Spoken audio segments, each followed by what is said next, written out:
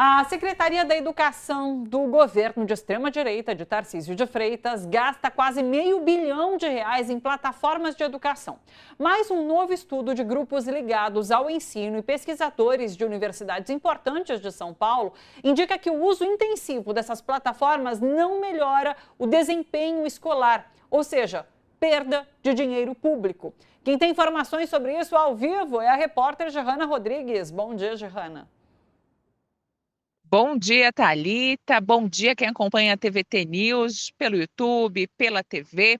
Thalita, eu estou aqui em frente à Secretaria Estadual de Educação para falar sobre esse valor absurdo que é gasto com a plataformização do ensino, R$500 bilhão de reais. E quem fala isso não sou eu, é esse estudo, como você apontou, feito pelo Grupo Escola Pública e Democracia, o GEPUD, e também pela Rede Escola Pública. Esses grupos envolvem profissionais da educação pública básica e superior, pesquisadores de universidades públicas, como a Universidade Federal do ABC, a Unicamp, a Unifesp, que é a Universidade Federal de São Paulo, e também a USP, a Universidade de São Paulo. Aqui no estado de São Paulo, desde que o governador Tarcísio de Freitas assumiu o governo do estado, o uso da plataformização de ensino é cada vez mais comum. Lembrando que o uso dessas ferramentas é obrigatório dentro da sala de aula. O estudo mostra que ele traz prejuízos à qualidade do trabalho pedagógico. Então, o que é essa plataformização do ensino, Thalita? É a adoção de materiais didáticos digitais. Então, os professores são obrigados a utilizar esses materiais digitais. A gente também tem a migração da formação dos professores para essas plataformas, que são centradas na apresentação de videoaulas. E uma coisa muito grave, Thalita, essas plataformas, elas conseguem controlar todos os aspectos da vida escolar. Então, o tempo dos professores, o tempo de aprendizagem dos alunos, tudo isso é monitorado o tempo inteiro. Sobre o impacto que essas plataformas têm sobre os professores, sobre os alunos, eu conversei com um dos coordenadores, com um dos autores do estudo, também professor do Instituto Federal de São Paulo, o Leonardo Kroschik. Vamos acompanhar aí o que ele me disse. O que a gente percebeu no estudo, né, é assim, um desalento, né, dos professores, porque eles têm sido reduzidos à função de babá de plataforma, né? Então, a autonomia deles tem sido reduzida a praticamente zero, eles têm sido cobrados no sentido de fazer as plataformas funcionarem com os estudantes e pela pressão de índices, né, eles têm sido cobrados, inclusive, a falsear dados, né, porque é isso, você tem alunos que não têm condições de acessar as plataformas, então a gente tem vários depoimentos de pressão que chega da diretoria de ensino, das direções, para que inclusive os dados sejam falseados, né? Então, essa pressão gigantesca de dados com relação às escolas tem deixado os professores numa condição muito frágil, de sempre devedores, né, sem autonomia para desenvolver os conteúdos, com conteúdos das plataformas muitas vezes muito questionáveis. A gente estava vendo agora há pouco, conforme você falava, uma tabelinha com as empresas e os valores que elas recebem, né? Eu queria que você falasse um pouco mais sobre isso, que é tudo muito absurdo, não? Perfeito, Thalita. Essas empresas são as empresas responsáveis pela plataforma.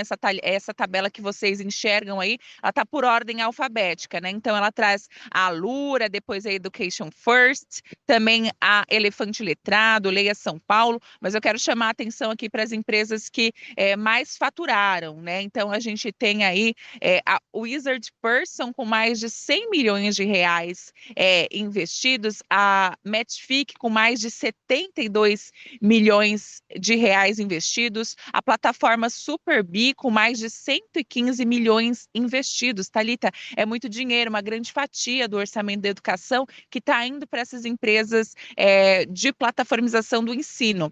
E olha só, Thalita, o ensino, a qualidade, a melhoria da educação, não tem apresentado melhoria à educação, apesar dessa plataformização. Os resultados do Saresp seguem neutros ou com praticamente inalterados, né, os resultados dos alunos. Sobre a questão do Saresp, dos índices de educação e a relação disso com a plataformização, eu também conversei com o Leonardo Kroschik, ele também falou um pouco sobre isso comigo, vamos acompanhar.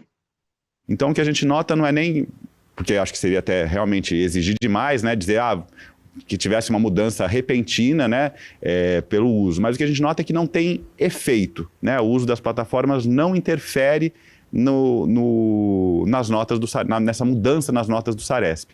Né? Então, nesse sentido, a gente vê que é um gasto gigantesco, uma mudança na dinâmica das escolas brutal, né? As escolas têm ficado... A própria autoestima dos professores, né? A gente tem muitos casos de adoecimento também de professores,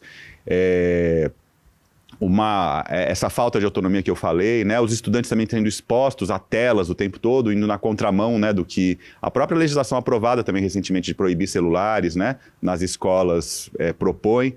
Né? Então, apesar dessa mudança brutal, a gente percebe uma não correlação.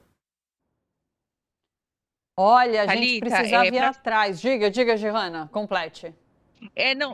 Desculpa, Thalissa, só para finalizar, eu queria trazer também que esse conteúdo que as crianças, os adolescentes estudam na sala de aula, ele não é transparente. Eu, enquanto jornalista, os pesquisadores do estudo, que não eram os professores da disciplina, tiveram dificuldade de encontrar esse material, a gente não tem uma transparência. E tem uma outra questão, que é uma denúncia que eu trago aqui em primeira mão, que a Secretaria do Estado, do governador Tarcísio de Freitas, tem afastado os diretores de escolas estaduais por causa do desempenho baseado nesses índices de educação, só que não tem sido claro, a gente não consegue saber quantos diretores foram afastados. O pesquisador me falou que até agora eles conseguiram mapear 20, mas pode ser que tenham mais diretores que foram afastados por causa dessa questão da plataformização. Então a gente vai atrás disso também, vai atrás de apurar essa história, porque é um movimento muito parecido com o que aconteceu aqui na Prefeitura de São Paulo, onde os diretores foram retirados das suas escolas. A prefeitura também disse que era por causa dos índices de educação, e quando levantaram não tinha relação nenhuma com os índices. Escolas com excelentes índices de educação tiveram interdição dos diretores. Thalita, com você aí no estúdio. Muito obrigada pelas informações, Giovana.